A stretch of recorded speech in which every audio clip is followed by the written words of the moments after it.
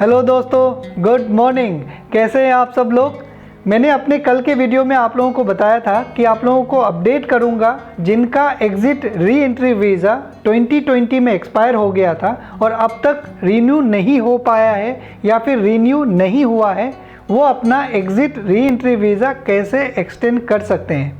तो आज के इस वीडियो में मैं आपको वो कंप्लीट प्रोसेस बताऊंगा जिसमें डॉक्यूमेंट्स बताऊंगा, कौन कौन से डॉक्यूमेंट्स आपको चाहिए, हर एक डॉक्यूमेंट्स को एक्सप्लेन करूंगा और कितना आपको पैसे लग सकते हैं, फ़ीस लग सकते हैं, वो भी बताऊंगा। तो वीडियो को कंप्लीट देखिएगा। ये अपडेट देने से पहले मैं थोड़ा बैकग्राउंड में आपको ले जाना चाहता हूँ, थोड़ा हिस्ट्री देखते हैं पीछे का। 2020 में लास्ट टाइम जब वीज़ा एक्सटेंड हुआ था वो हुआ था 30 सितंबर तक, 30 सितंबर 2020 तक। बहुत सारे लोगों का हो गया था, कुछ लोगों का नहीं भी हुआ था। मैं जब इंडिया में था मेरा तो हो गया था, बाकी लोगों का नहीं हुआ। लेकिन जब कुछ कंपनी ऐसे थे जब वो अपने जो लोग हैं वो बोल रहे थे मेरा वीज़ा आप एक्सटेंड कर दीजिए, तो वो ये बोल रहे थे कि भाई अब डायरेक्ट फ़्लाइट खुलने दो तब मैं आपका वीज़ा एक्सटेंड कर दूंगा। ऐसे करते करते दिन बढ़ता गया और जब वो एक्सटेंड करने गए तो वो एक्सटेंड नहीं हो रहा था। अब कुछ दिन पहले और एक अपडेट आया था कि जिनका वीज़ा एक्सपायर हुआ है वो ऑटोमेटिकली रिन्यू हो जाएगा 31 जुलाई तक। लेकिन उन लोगों का जिनका visa exit re entry visa 2020 में एक्सपायर हुआ था उनका अभी तक नहीं हुआ है। ओके, बाकी लोगों का जिनका 2021 में हुआ था उन लोगों का हो गया है। तो आज के इस वीडियो में सिर्फ और सिर्फ एग्ज़िट री एंट्री वीज़ा के बारे में बताऊंगा। रेसिडेंट जो इकामा होल्डर है उनके लिए, जो न्यू वीज़ा वाले हैं, विजिट वीज़ा वाले हैं, उनके लिए ये नहीं है। ओके, तो शुरू करते हैं पहला। और हाँ, मैं वीडियो के एंड में आपको डॉक्यूमेंट्स भी दिखाऊंगा जिनका वीज़ा एक्सटेंड हुआ है ये प्रोसेस से, क्योंकि कई बार ये मेरे लिए भी एक चैलेंज रहता है कि जो मैं बता रहा हूँ वो प्रैक्टिकली फीसिबल है या नहीं, वो भी एक डाउट रहता है। तो वो क्लियर है, मेरे लिए तो क्लियर है और आपको भी एक कॉन्फिडेंस मिलेगा उसे देख के। और बाकी जितने भी डॉक्यूमेंट्स मैं बताऊंगा आगे आपको, उसके भी एक सैंपल आप लोगों को दे दूंगा ताकि आप लोग अपने जब कंपनी को अप्रोच करेंगे तो थोड़ा फास्ट हो, उनको ये ना लगे कि बहुत कॉम्प्लिकेटेड प्रोसेस है। ओके, तो शुरू करते हैं डॉक्यूमेंट से। कौन कौन से डॉक्यूमेंट्स आपको चाहिए। ओके, सबसे पहला डॉक्यूमेंट्स आपको एक लेटर चाहिएगा अपने स्पॉन्सर से, आपके कफिल से, या फिर जो भी हैं जिनके भी नाम पे आपका इकामा है, जो आपके स्पॉन्सर है उनके। ओके, उसके बारे में एक्सप्लेन करूंगा, जैसे मैंने बताया हर एक को एक्सप्लेन करूंगा। दूसरा, आपको एक लेटर चाहिएगा जिसको बोलते हैं मसाद। ओके, उसका क्या कंटेंट है वो भी मैं आपको बताऊंगा। तीसरा, आपको आपका एग्जिट री एंट्री वीज़ा का कॉपी चाहिए जो एक्सपायर हो गया हो। ओके, चौथा, आपका इकामा का कॉपी। पांचवा, आपका पासपोर्ट। ओके, छठा, आपका passport size photograph with white background. Okay, ये 6 डॉक्यूमेंट्स है, इसके अलावा और कुछ नहीं चाहिए। जो पहला डॉक्यूमेंट्स मैंने आपको बताया है, एक लेटर चाहिए आपके स्पॉन्सर से जो कि चैम्बर से स्टैम्प हो। ओके, सऊदी चैम्बर से स्टैम्प हो, और ये लेटर हेड ऑफ काउंसलर या तो दिल्ली या तो मुंबई को एड्रेस करना चाहिए, उनके नाम पे ये लेटर होना चाहिए। ओके, अरबी में ही होना चाहिए ये लेटर।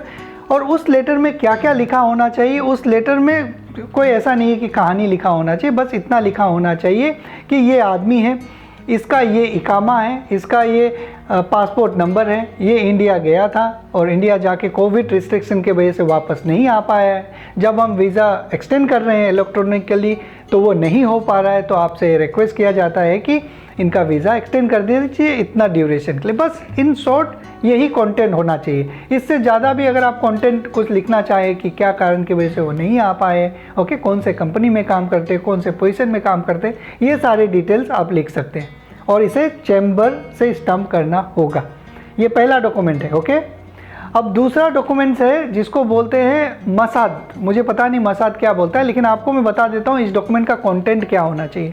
ये डॉक्यूमेंट में आपका अगर अपने अफसर अकाउंट में कभी देखे होंगे, डैशबोर्ड में अगर आप जाके देखे होंगे तो आपका सारा डिटेल रहता है उसमें कि आपका इकामा नंबर, ओके, इकामा कहाँ से इशू हुआ है, इकामा का एक्सपायरी डेट क्या है, आपका पासपोर्ट का नंबर, पासपोर्ट कहाँ से इशू हुआ है, उसका एक्सपायरी डेट क्या है, वो सारे चीज़, आपका लास्ट पॉइंट ऑफ एंट्री क्या था एयरपोर्ट में, वो सारे डिटेल्स उसमें लिखे हुए रहते हैं।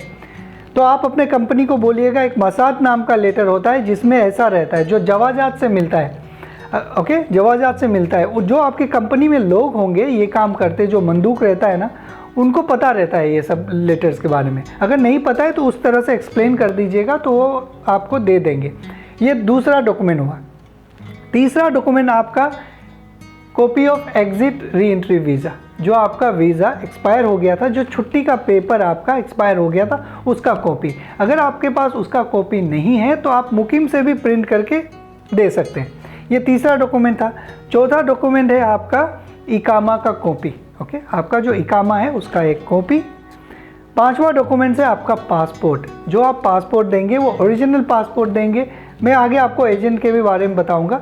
पासपोर्ट का ओरिजिनल पासपोर्ट देंगे, लेकिन आपके पासपोर्ट में कम से कम 6 महीने का वैलिडिटी होना चाहिए। ओके, ये था पांचवा डॉक्यूमेंट्स। और सिक्स्थ डॉक्यूमेंट जो है वो है, डॉक्यूमेंट ही बोलेंगे, फोटोग्राफ्स। आपके 4 फोटोग्राफ्स चाहिए विथ वाइट बैकग्राउंड। ओके, ये 6 डॉक्यूमेंट्स है जो आपको चाहिए। और ये 6 डॉक्यूमेंट्स आप इंडिया में किसी भी एजेंट जो ये काम करता है उनको पता रहता है, उनको आप दे सकते हैं। उनको बोल सकते हैं कि मेरा exit re entry visa expire हो गया है, ये सारे डॉक्यूमेंट्स है, आप प्लीज़ इसे एम्बेसी में या फिर कॉन्सुलेट में सबमिट कर दीजिए ताकि मेरा वीज़ा एक्सटेंड हो जाए।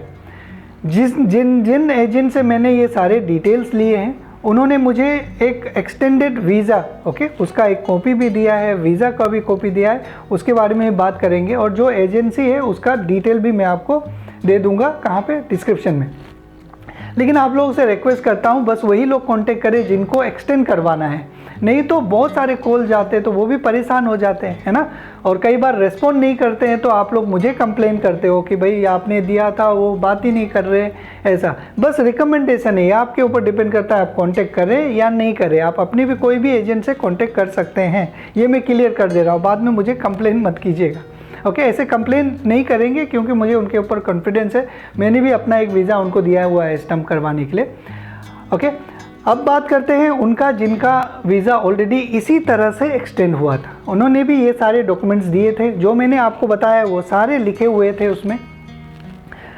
अब जब आपका वीज़ा एक्सटेंड होगा तो आपको जैसा न्यू वीज़ा एक प्रिंट होता है ना, उसी तरह से प्रिंट होगा और आपके पासपोर्ट में लगेगा, जिसे हम बोलते हैं कि पासपोर्ट में वीज़ा स्टैम्प हो गया। ओके, उसमें लिखा रहेगा कि कितने दिन तक आपका वैलिड है और भी सारे डिटेल लिखे रहेंगे कि आपने कितना फ़ीस पे करा है। अगर मान लीजिए, आगे फ़ीस के बारे में बताऊंगा तो वो क्लियर हो जाएगा आपको, कितना फ़ीस आपने पे करा है, वो एक पासपोर्ट में स्टिकर प्रिंट हो जाएगा। वो वीज़ा का नाम इन लोग बोलता है entry extended. Okay, extend entry ऐसा कुछ नाम है। तो उस तरह से प्रिंट हो जाएगा आपके पासपोर्ट में, इसके बाद आपका वीज़ा एक्सटेंड हो जाएगा। ठीक है, अब मैं आपको बात करूँगा किसके बारे में, फ़ीस के बारे में, है ना। फ़ीस के बारे में बता देता हूँ। इसके लिए आपको कितने फ़ीस लगेंगे, देखिए 1 महीने का अगर एक्सटेंशन करना होता है तो उसके लिए 100 रियाल लगता है। तो मान लीजिए आपका वीज़ा कितना दिन एक्सपायर हुआ होगा, 10 महीना हो गया होगा, तो 10 महीना इंटू 100 रियाल, ओके, उतना एक फ़ीस हो गया।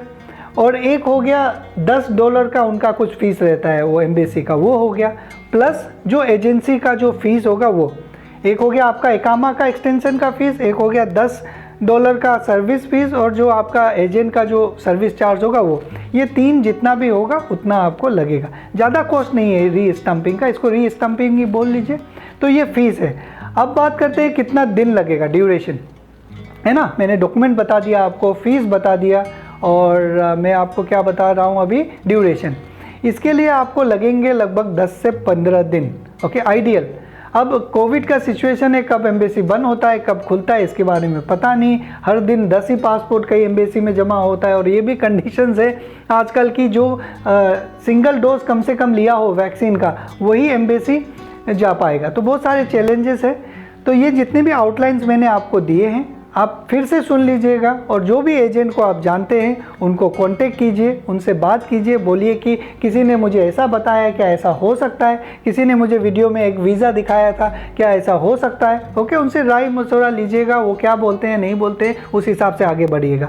बाकी मैं तो एजेंट का डिटेल आपको दे ही दूँगा डिस्क्रिप्शन में, उनको भी आप कॉन्टेक्ट कर सकते हैं। अब ये आपके स्क्रीन में स्क्रीन में तो नहीं, मैं वीडियो के एंड में जो स्क्रीन में मैं एडिट नहीं करूँगा इस वीडियो को, क्योंकि एडिट करने में बहुत टाइम लगता है। जब वीडियो एंड होगा तो लास्ट में मैं आपको उनका वीज़ा दे दूँगा, ओके, जिनका एक्सटेंड हुआ था, और एक जो इंजाज में से जो प्रिंट आउट होता है उसका भी एक कॉपी दे दूँगा।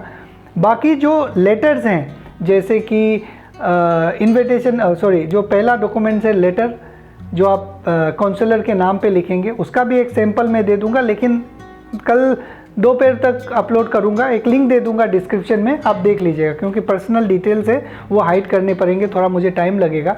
और दूसरा एक मज़ाद है ना, उसका भी मैं एक सैंपल आप लोगों को दे दूंगा, ताकि आप लोगों को आसानी हो, क्योंकि मुझे पता है कि मैं किन लोगों से बात कर रहा हूँ। बहुत सारे ऐसे भाई हैं जिनको ज़्यादा जानकारी नहीं है, तो इसलिए मैं थोड़ा डिटेल में बताता हूँ, ओके। तो मैं उम्मीद करता हूँ कि आप सब लोगों को समझ में आया होगा, और कई लोगों को इससे फ़ायदा भी होगा। और जिनको आप लगता है कि जो इंडिया में हैं अभी और वीज़ा एक्सटेंड नहीं हुआ है, उनके साथ शेयर कीजिए, उनको बोलिए कि देखिए ये एक प्रोसेस है, आप ट्राई कर सकते हैं। अब आप लोगों का एक सवाल होगा कि फ़्लाइट तो खुल नहीं रहा है, मैं वीज़ा एक्सटेंड करके क्या कर लूँगा। ये आपके ऊपर है, अभी एक्सटेंड हो रहा है तो करवा लीजिए, है ना, नहीं तो फिर बाद में और परेशानी होगा। एक्सटेंड तो ऐसे भी करवाना ही, आज नहीं तो कल, उससे नहीं बच सकते, तो करवा के रख लीजिए अच्छे से। ठीक है जी, चलिए अपना ख्याल रखिए, थैंक यू वेरी मच।